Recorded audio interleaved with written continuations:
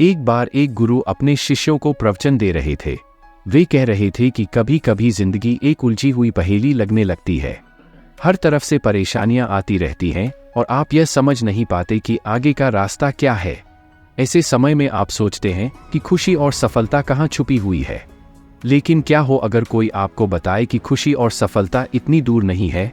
क्या हो अगर आप यह सीख लें कि जिंदगी की चुनौतियों का सामना कैसे करना है और हर परिस्थिति में खुश कैसे रहना है? आज आप यही सीखेंगे। असल में हमारी जिंदगी का नियंत्रण हमारे ही हाथों में होता है। यह हमारे कर्म और हमारी सोच ही है जिससे हम खुश या दुखी होते हैं। हम अपने विचारों में थोड़ा सा बदलाव लाकर अपनी जिंदगी को पूरी तरह से बदल सकते हैं। जैसे एक मूर्तिकार अपनी कल्पना और कला से एक मामूली पत्थर के टुकड़े को एक खूबसूरत मूर्ति में बदल देता है। बस बिल्कुल इसी तरह हम भी अपनी सोच और कर्मों से अपनी जिंदगी को सुंदर और खुशहाल बना सकते हैं। तो क्या आप सब तैयार हैं इस बदलाव को महसूस करने के लिए? क्या आप भी अपनी परेशानियों को जानकर पहचानकर उनसे छुटकारा पाना चाहते हैं? यदि हाँ, तो मेरी बातों को अंत तक ध्यान से सुनो। एक इंसान का जीवन उसकी वास्तविकता है। आज जो उसके सामने है वह उसकी सच्चाई है। बीता हुआ कल और आने वाला कल भी आपका आज नहीं हो सकता। जो बीत गया वह बीत गया, वह आपका गुजरा हुआ कल था। और जो आने वाला कल है वह तो अभी तक आया ही नहीं, तो वह आपकी सच्चाई कैसे हो सकता है? इसलिए आपकी सच्चाई आपका आज है। आपको जो भी करना है वह आज ही करना है। अब जरा सोचिए, हम अपने बीते हुए कल और अपने आने वाले कल के लिए अपना आज दांव पर क्यों लगाएं? बात यह है कि हमारे आज में अगर हमारा कोई साथी हो सकता है तो वह है हमारा दिमाग। इंसान अपने आप को अपने दिमाग से अलग नहीं कर सकता और न ही अपनी सोच से। हाँ, लेकिन अपनी सोच को बदल जरूर सकता है।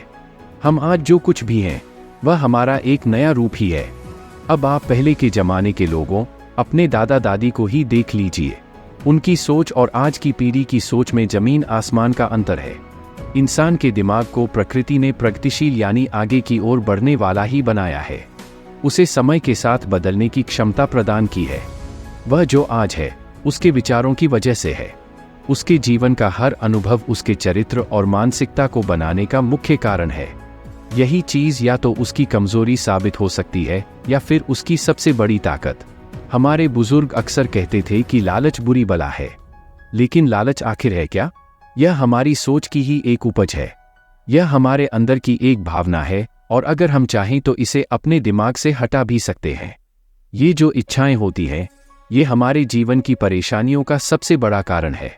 परस्पर विरोधी इच्छाएं कठिनाइयां, रंज और दुख लाती हैं। किसी महापुरुष ने कहा था कि सारी आफत इच्छा और कामवासना में है, नहीं तो इस दुनिया में सरबत ही सरबत है। एक बार किसी ने गौतम बुद्ध से पूछा कि इस दुनिया में आंतरिक शांति पाने का कोई एक रास्ता है क्या? तो बुद्ध ने उत्तर दिया कि अपने दिल की हर लालच, हर इच्छा को वहां से निकाल फेंको। ऐसा कहते हैं कि इंसान सिर्फ और सिर्फ उसके विचारों से ही बना होता है। अब यह आप पर निर्भर करता है कि अगर आपकी सोच अच्छी है तो आपका जीवन भी अच्छा है। लेकिन अगर आपकी सोच परेशानियों और वासनाओं से भरी है तो इसका आपके जीवन पर सीधा असर पड़ेगा। इसलिए सोच बदलो, जीवन बदलो। क्या आप जानते हैं कि हमारी सबसे बड़ी परेशानी कहाँ से शुरू होती है? जब हम प्रयास करना बंद कर देते हैं। किसी भी लक्ष्य को हासिल करने में मेहनत तो लगेगी ही और परेशानियां भी आएंगी, लेकिन ध्यान रहे कि जीतता वही है जो बिना हार माने कोशिश करता रहता है। इंसान दो प्रकार के होते हैं। एक तो वह जो किसी भी काम की शुरुआत से पहले नतीजों से घबरा जाते हैं और बहानों की मदद से घुटने टेक देते हैं। अब आप ही बताइए, क्या ऐसा इंसान कभी भी अपने जीवन को बेहतर कर सकता है क्या? बिल्कुल नहीं। उसके जीवन में आसानी की जगह परेशानियां ही आएंगी और इसके जिम्मेदार वह खुद होंगे। किस्मत या भगवान उन परेशानियों के लिए जिम्मेदार नहीं होंगे। दूसरे प्रकार के लोग होते हैं जो बिना अपनी असफलता से डरे अपनी मंजिल की ओर अपने कदम बढ़ाते ही जाते हैं। वह अपने आलस्य और आराम से ज्यादा प्राथमिकता अपने लक्ष्य को देते हैं। फिर उन्हें अपने रास्ते में आने वाली सभी कठिनाइयां मामूली लगती हैं। फिर अगर वह हार भी जाते हैं तो भी संतुष्ट रहते हैं। कोई शिकायत, कोई निराशा, कोई पश्चाताप नहीं रहता, क्योंकि उन्होंने कोशिश करना नहीं छोड़ा और उन्होंने हमेशा सही का ही साथ दिया। कभी भी गलत और नकारात्मक भावनाओं को अपने ऊपर हावी नहीं होने दिया। इसलिए उनके बोए हुए फल मीठे ही निकले। वहीं अगर आप अपने फायदे के लिए किसी के साथ कुछ गलत करेंगे तो आपके साथ कभी भी अच्छा नहीं होगा। यह एक ब्रह्मांडीय नियम है कि जैसा बोओगे वैसा ही काटोगे। अक्सर लोग इस नियम से डर जाते हैं और उन्हें लगता है कि नियम का सीधा संबंध दंड यानी सजा से होता है। ऐसा नहीं है।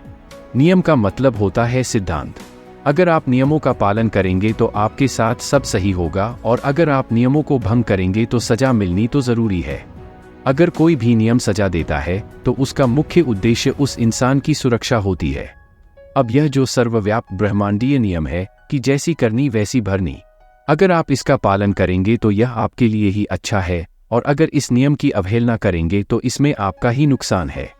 अंततः चुनाव आपका ही है। मुश्किलें यानी परेशानियां हमारे साथ हमेशा रहती हैं।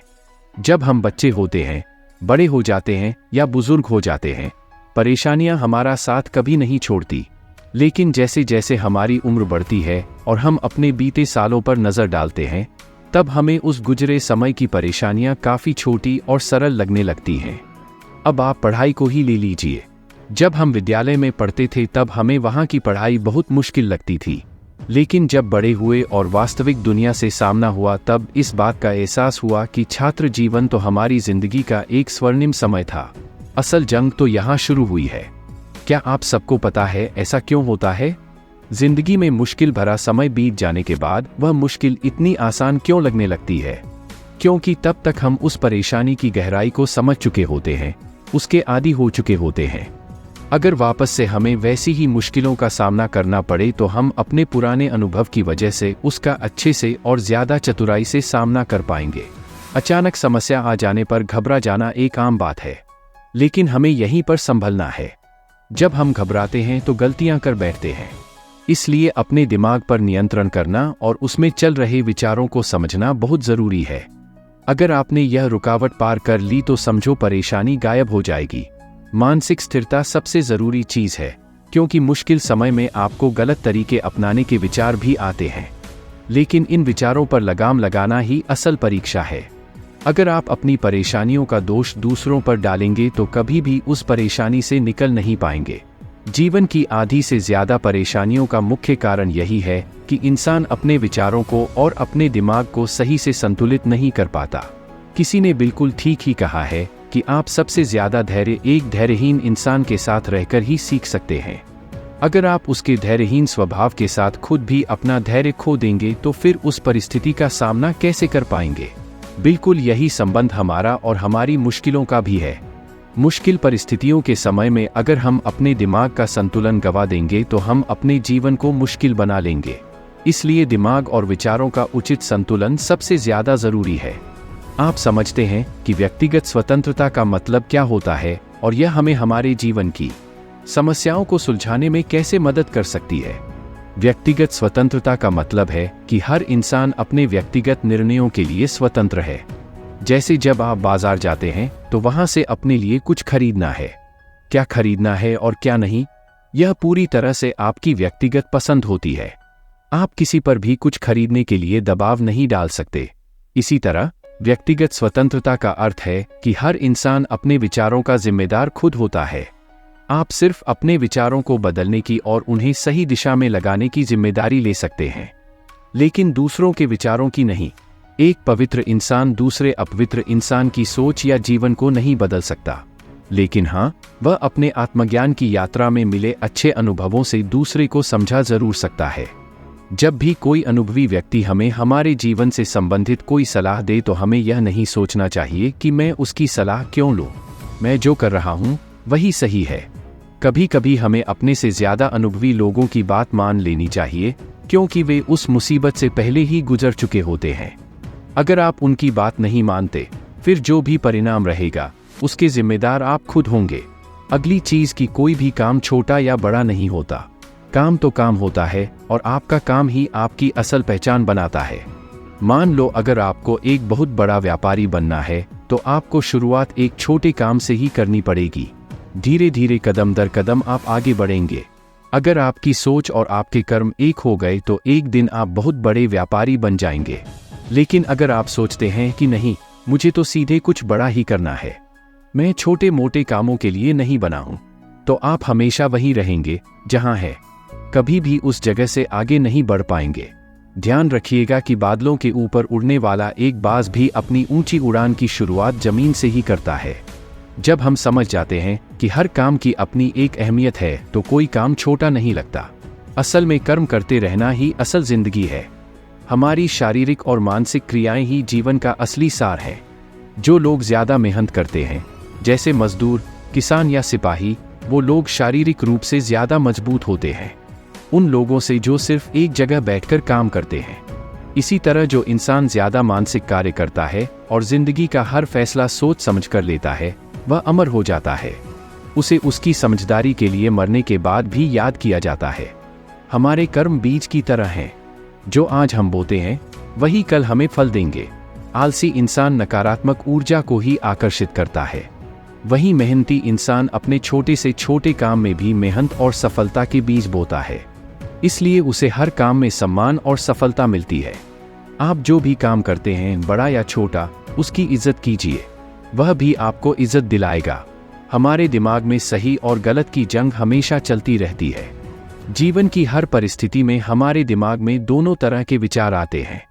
सही विचार यानी अच्छे और कल्याणकारी विचार, और गलत विचार यानी ऐसे विचार जिसमें सिर्फ हमारा ही फायदा हो और सामने वाले का नुकसान। अक्सर हमारा दिल अच्छे विचारों को बढ़ावा देता है और दिमाग बुरे विचारों की तरफ ज्यादा आकर्षित होता है। यह जंग हमेशा हमारे दिमाग में चलती रहती है और इसमें जीत किसकी होगी यह पूरी तरह से हम पर ही निर्भर करता है। जब हम इस जंग को सकारात्मक तरीके से जीतते हैं, तब हम जीवन को सही नजरिए से जीना सीख लेते हैं। अगर हमारे जीवन में कभी किसी के साथ किसी भी बात पर मतभेद होता है, तब हम बहसबाजी, लड़ाई झगड़े की बजाय शांति पर विश्वास करते हैं, क्योंकि हम जानते हैं कि लड़ाई से पीछे हटना ही समझदारी है। असल में लड़ाई हमारे मन की लालच, स्वार्थ, जलन और बुरी सोच का नतीजा है, जबकि शांति हमारे मन की सुकून, करुणा और दया का नतीजा है। क्रोध बहुत ही बुरी चीज है। यह हमें अपनी ही आग में जलता रहता है और इस आग की जलन से हम अपने अंदर की खूबसूरत ठंडक को महसूस करना भूल जाते हैं। लेकिन यह हमारी व्यक्तिगत जिम्मेदारी है कि हम अपनी समझदारी से अपने क्रोध को काबू करें, तभी हम बहुत सारी मुश्किलों से बच सकते हैं। क्रोध पर काबू पाने का एक आसान तरीका है और वह है लंबी और गहरी सांसें लेना और छोड़ना। जब भी आपको क्रोध आए और कुछ भी समझ में न आए तो आप यह अभ्यास कर सकते हैं। आपका क्रोध जल्दी शांत हो जाएगा और फिर आप उस परिस्थिति का शांति व स्थिरता से सामना कर पाएंगे। गुस्से में लिए हुए फैसले हमेशा हानिकारक साबित होते हैं, इसलिए क्रोध से बचें और अपने जीवन के जरूरी फैसलों को इस आग से हमेशा बचाकर रखें, क्योंकि क्रोध हमेशा मूर्खता से शुरू होता है और पश्चाताप पर समाप्त। दोस्तों, उम्मीद है कि आपको इस वीडियो से बहुत कुछ सीखने को मिला होगा, और अगर वीडियो पसंद आई तो वीडियो को लाइक और चैनल को सब्सक्राइब जरूर करें। धन्यवाद।